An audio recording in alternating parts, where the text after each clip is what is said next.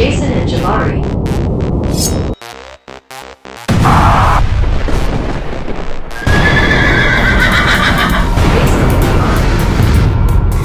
Jason and Jabari.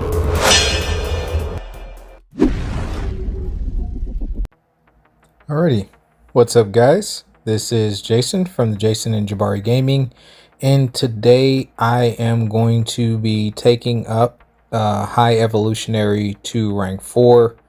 I did have options of not just the science class, but I had options for the mutant class, and I had options for the tech class. So we did get our season rewards for war. We did fall shy of our goal and expectation, which was top 10 masters. We did finish masters. That video will come out tomorrow, my last war, so you guys could see kind of how I did, and then I'll include like whatever crystal I open up at the end. And I actually got a interesting and unique title. But today's video is High Evolutionary. 2 reasons I'm taking them up. Number 1 is for Alliance War defense. I had already promised my team he was going to rank 4 the moment I could do it, and this was the moment that I could do it. So he's rank 4. I don't know how he does in Battlegrounds, because since I've done that, he absolutely got banned every single time without fail. But as far as the 5 out of 5 aspect goes, I've only seen him at SIG 200 at rank 3, and honestly, he's been a disappointment. I think he still needs a little something to make him 5 out of 5 worthy, but again, I've never seen him in action at rank 4 yet, so the rank 4 could be all the difference. I know on attack he's a little bit lackluster. He's not bad to play. He's a little bit kind of fun if you don't mind the playstyle, which I personally don't. I don't have a problem with it, but he can be a little bit underwhelming. I thought I was going to be in the 36k club with him being number 1 prestige, but I fell shy. So I'm only at 35,960. It did increase my prestige. However, I think I'm going to have to take up Onslaught now in order to get to the 36k club. And that's fine. I kind of wanted to do Mr. Sinister before Onslaught, but they both are going to go to rank 4. And then I'll have to invest the SIGs in Onslaught. And he's just automatically in my Battlegrounds deck. That's kind of why. I am going to have to start doing more meta relevant champions. But yeah, so I'm going to take him into the Realm of Legends, and we're going to try out his rotation. I believe his rotation basically is special 2 in the corner, special 1, and hopefully they're dead. That's the idea, at least. And these champions generally have around 540-ish, maybe a little bit more, 1,000 health. So that's the rotation we're going to be going for. I'm going to give myself more than 2 bars of power so I can get to my 1 bar of power a little bit more quickly. He does have a lot of debuffs. I've never tried him offensively yet. In the previous meta, well, the meta that's getting ready to end, I think he could have stopped the healing, but I don't think he would have reversed it. So I never actually tried him on defense. But here, I'm wanting to basically throw off my special 1 before that countdown timer expires, or you want to do it close to when it's getting ready to expire, which I think this was actually pretty well lined up, to be fair. It did a significant amount of burst damage, which was fine, but it didn't come back. So it kind of threw me off because I thought it was actually supposed to come back, which it will, but after I throw off this SP1, which it still does a little bit of burst damage, but not the burst damage I was looking for.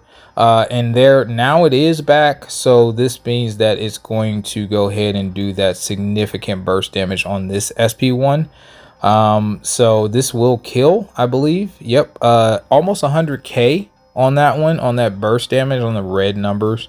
And I think this took a little over a minute to do. Yeah, 1 minute 15 seconds. If it would have lined up to where I could have just thrown off the 2 SP1s, I believe that would have been under a minute, just slightly. But that's not too bad. So we're gonna go and do a couple more Realm of Legends fights with the same amount of health pool, just to see kind of if that damage is consistent. That was actually class disadvantage, so that's actually not terrible. Again, he's not a fast champion. He does have a decent amount of utility. I don't think he was meant to be offensively capable, you know, all the time. I think he was more so meant to be a defensive menace. But again, I don't know, man. The rank 3 Sig 200 was not it for me personally, so I didn't really pick him as much, because every time I did, it just seemed like he got demolished by something. So I definitely would advocate that Kabam take another look into him and give him a little something extra defensively to make him the 5 out of 5 worthy that they were advocating for. But anyway, we throw off our first SP1, and we accidentally get to another SP2 for some reason, which does kill actually. So it's not it wasn't bad, but I was supposed to throw off the next SP1, and that took a minute and 1 second. So damage fairly consistent so far. Juggy is going to be a bit problematic because this is old school Juggy. So once he gets his unstoppable, he'll have the unstoppable regardless of non-damaging debuffs being placed on him. So I figured this fight would take a little bit longer, and he's just kind of holding block there, stutter holding block. I don't know, that's kind of weird. But anyway, we were able to get it off, and now we're going to try to line up at SP1, but he throws that off, so of course we can't line it up. But he's still going to take the burst damage, but we can't push him back or anything like that. He takes that burst damage, which was all right, but I'm like, all right, so now we got to get back to another SP2. I'm trying to push him back in the corner so we can restart the rotation, right? But he's already halfway down, so that's not terrible. Here's the SP2 that we tried to bait out, which is fine. I get off a couple cheeky hits, and now I'm holding block, and now I think I throw off my SP2. We get him in our little field here, and I take a whack to the face because that's what I was trying to do. Not really. But yeah, so we get him in the field. I have to throw off this SP1, and I think this actually kills. Yeah, so it does kill. It wasn't ideal, but that took a minute and 22, so still fairly consistent time even when it's inconvenient. So, or inconvenient, I should say, my bad, inconvenient, Jesus. But we're gonna do, I think, one more, which is Rhino, just to see if he stays within that range of time, basically. And again, they all have relatively the same health pool. So again, we're gonna go to the SP2. We have him in the corner. He won't have that stall mechanic like Juggernaut did, so we could stay a little bit more aggressive, which we're absolutely going to do here. We throw that off. He throws his SP2, so that immediately allows us to get back into it. And I think here we're going to throw it off. So we're going to throw off the SP1, see how much burst damage this does. It does over 100k, which is nice. And then we're going to try to get him back in there, and we're going to try to throw off one more SP1 if we're able to finish him off.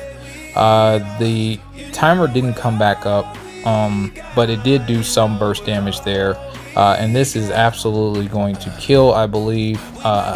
And I thought we threw it off, but we ended up not throwing it off. We just finished him off with basics. So the time duration on that was a minute and 4 seconds. So I will say he's fairly consistent with the damage output, which is good.